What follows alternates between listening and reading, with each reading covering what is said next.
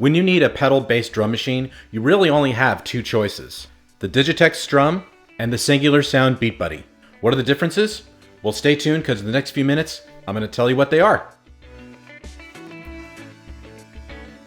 Well, hey there, it's Scott at the Pedal Guy. How you doing? Where we're all about pedal demos, pedal knowledge, and pedal sales. I love pedals, and so do you. In this video, I'm going to take you through the differences between the Digitech SDRUM and the Singular Sound BeatBuddy. This is a question I get asked a lot. Probably has something to do with all those videos I did on the SDRUM some time back and the more recent videos I've done on the BeatBuddy.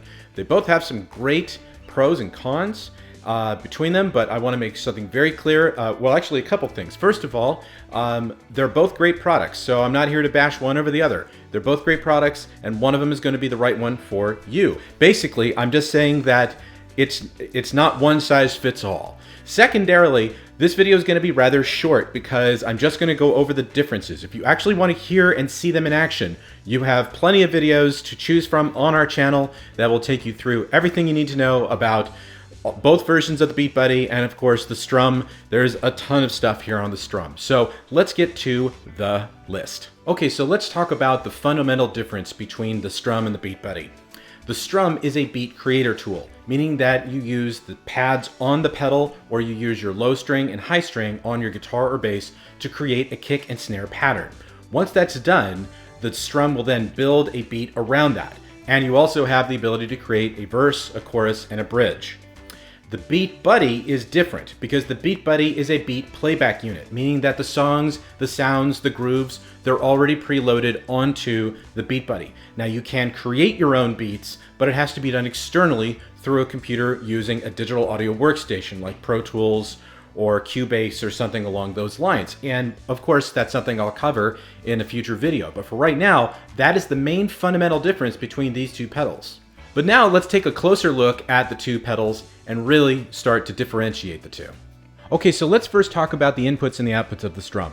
The SDRUM has a single input here on the right-hand side for your guitar or for your bass. The output is on the other side here where you have your choice, where you can go left and right out, which will be a mixture of your guitar and your drum sounds going off to a left-right output that can go to a mixing board, or it can go to a pair of amps or whatever you'd like to do. Additionally, you also have an amp output, and the amp output can actually be routed out to an external guitar amp. So if you want a discrete separation between your drums from the SDRUM and your guitar, you can do that. So that's a very unique feature, and I've covered that extensively in videos past, so you can definitely go back and check out some of those. Now the BeatBuddy is a little different as far as its inputs and outputs go. On the right-hand side, we actually have a left and right input. So you can not only input a guitar or a bass, but you could also do a synthesizer if you wanted to. That has a stereo output. And that acts as a throughput to the left-hand side of the pedal, which gives you a distinct left and right output. You also have a headphone output on this pedal as well. So that's another handy feature to keep in mind. Now, when it comes down to any drum machine enthusiast, they're always going to ask how many kits are included. So first and foremost, they're both 24-bit, so you have that going for you. Secondarily, though, you have 5 kits with the SDRUM, and you have 10 kits with the BeatBuddy. However, when it comes to the SDRUM, there is a twist. Let's take a look. Okay, so looking down at the two pedals, if you want to change the kits on the drum set on the BeatBuddy, you just simply use the drum set knob, and it'll let you go through all of the different drum sets that are included with the BeatBuddy. And once you've selected it, you can just hit the encoder knob, and it will load that kit up. Now, when it comes to the SDRUM uses the groove and kit knob here in the upper left corner, where you can select between E-pop, brush, percussion, power, and clean. But the twist that I mentioned is the Alt button, which also gives you some alternative sounds on each one of those kits. So if you press that, you'll get an alternative sound. So if you were to use, like, say, the pop, select that kit, and then you start playing the kick, you have 2 different kicks to choose from there. So you do get some more variability. I have covered this extensively, so if you're wondering why it's not here on the video, it's because you need to go back to those other videos and check it out for yourself, but it is there. Okay, so you're now probably asking yourself, okay, well, how many songs are there? Well, when it comes to the BeatBuddy, there are over 220 grooves and song patterns to choose from, and there are 24 different genres to choose from. Okay, so you have that going for you. It gives you a huge library to work with. Now, when it comes to the strum is a different beast, because remember what I said before, the strum is a beat creator, not a beat player. So you create the beats on the fly. That's the magic of the pedal. So you would use either the kick and snare pads on the pedal itself, or your low E string and high E string on your guitar to create a kick and snare pattern. And then the strum is going to build a groove around that. And you can specify whether that groove is going to be in swing time, whether it's going to be 3/4 or 4/4, whether it's going to be simple up to very complicated as far as its complexity goes. And you can also change the dynamics of that groove as well. So again, that is the main difference between them, and this definitely comes into play there.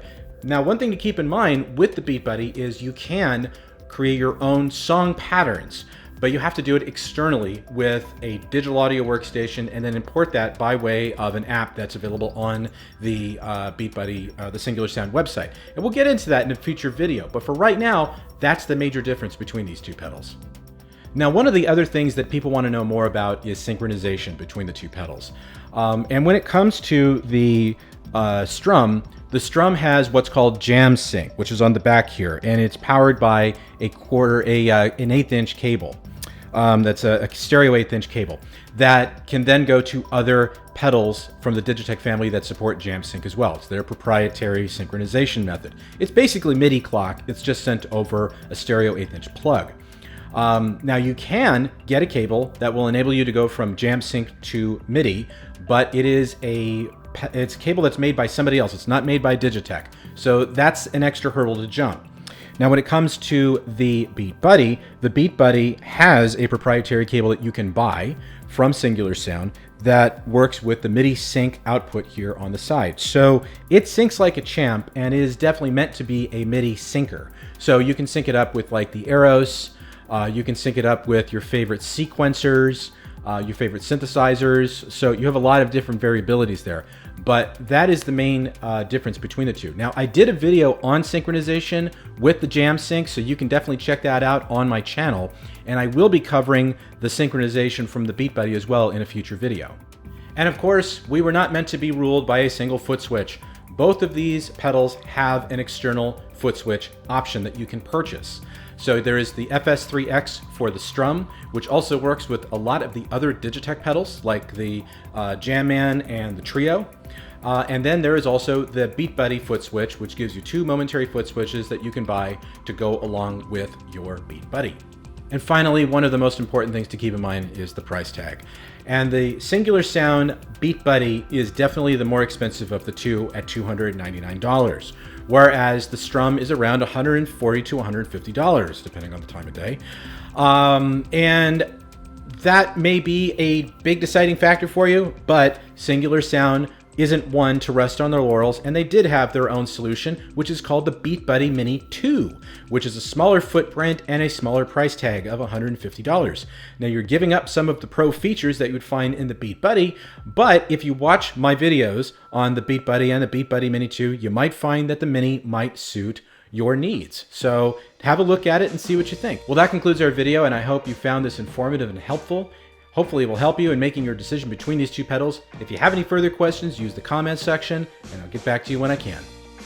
Well, thanks for stopping by. I hope you enjoyed this video. If you have any further questions, be sure to visit us at thepedalguide.com. But in the meantime, follow us on Facebook, follow us on Instagram, and also be sure to subscribe to our YouTube channel for weekly videos and tutorials. Thanks for stopping by here at thepedalguide.com, where I love pedals and so do you.